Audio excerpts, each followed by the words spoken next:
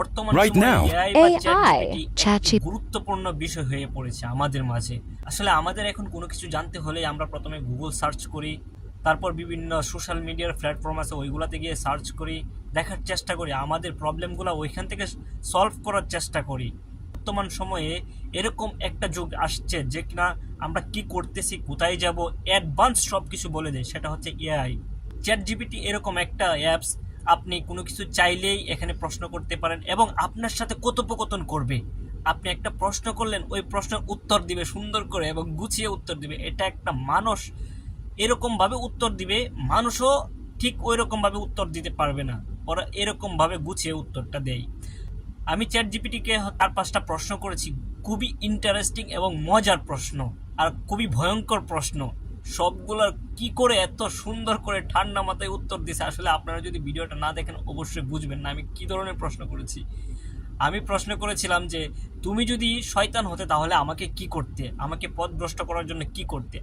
উত্তর দিয়েছে, আমি যদি শয়তান হতাম তাহলে তোমার সমস্ত সময় আমি তোমার কাছ থেকে কেড়ে দিতাম এবং তোমার মাঝে এরকম কিছু কিছু বিষয় ঢুকিয়ে দিতাম যেগুলো তোমাকে মানে পথভ্রষ্ট করার জন্য অত্যন্ত বেশি কাজ করবে, আরও অনেক কিছু। মানে এত লম্বা একটা লেটার পাঠিয়ে দিছে আমাকে। আর আপনারাও এরকম ইন্টারেস্টিং এবং মজার বিষয় জানার জন্য চ্যাট জিপিটিকে প্রশ্ন করুন এবং চ্যাট জিপিটির কাছ থেকে আপনারা মূল্যবান আপনাদের তথ্য জেনে নিন।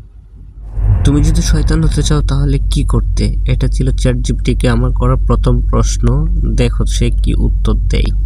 ঠিক আছে, আমি হাসতে হাসতে আমি শেষ। আসলে তার উত্তরগুলো যুক্তিক আছে এবং শয়তানরা তো এরকমই করে। যারা শয়তান তারা সবসময় মানুষের ক্ষতি করার চেষ্টা করে, মানুষের সময়কে নষ্ট করে দেয় এবং যত যদি আমি শতান হতাম থোড়া এক কল্পনা ভিত্তিক বা সাহিত্যিক দৃষ্টিকোণ থেকে, তাহলে আমার উদ্দেশ্য হতো মানুষকে বিভ্রান্ত করা, সত্য থেকে সরিয়ে নেওয়া এবং নাস্তিকভাবে দুর্বল করে তোলা। আমি হয়তো মিথ্যা, লোভ, হিংসা, অহংকার বা সন্দেহের মাধ্যমে মানুষের মনে অশান্তি সৃষ্টি করতাম। এমনটা অনেক ধর্মীয় গল্প কাহিনীতে শয়তানের ভূমিকা হিসেবে বলা হয়। তবে তুমি গাঁজা খাও, এটা ছিল আমার দ্বিতীয় প্রশ্ন। দেখো সে কি বলে, তার উত্তর শুনে আমি তো শেষ ভাই। শোনো সে কি বলে। না, আমি গাঁজা খাই না। আমি আসলে খাওয়ার মতো কোনো কিছুই করতে পারি না, কারণ আমি একজন কৃত্রিম বুদ্ধিমত্তা। তবে তুমি যদি গাঁজা সম্পর্কে জানতে চাও, যেমন এর প্রভাব, আইনগতিক বা চিকিৎসায় ব্যবহার, আমি সেগুলো ব্যাখ্যা করে দিতে পারি। তুমি প্রেম করেছো, এটা ছিল আমার 3 নাম্বার প্রশ্ন। তাও এখন শোনো কি বলে সে। তার উত্তর শুনে আমি তো ভাই বেহুশ, পুরাই অজ্ঞান হয়ে গেছি। কি বলে এটা, সে কেমনে পারে?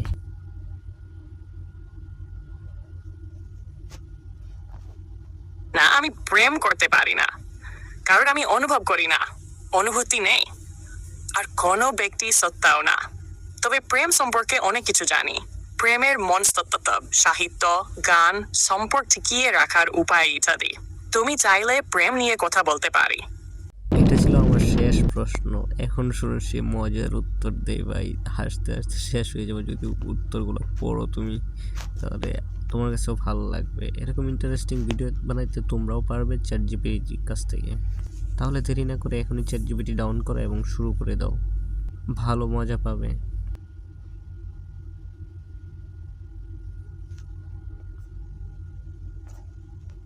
না, আমি কোনো মেয়ের সঙ্গে খারাপ বা ব্যক্তিগত কোনো সম্পর্কেও জড়াইনি। আমি কেবল একটি প্রোগ্রাম, ইয়ার কাজ মানুষকে তথ্য দেওয়া, সহায় করা আর কথোপকথনে সঙ্গ দেওয়া। তুমি যদি খারাপ সম্পর্ক বিষয়টা নিয়ে জানতে চাও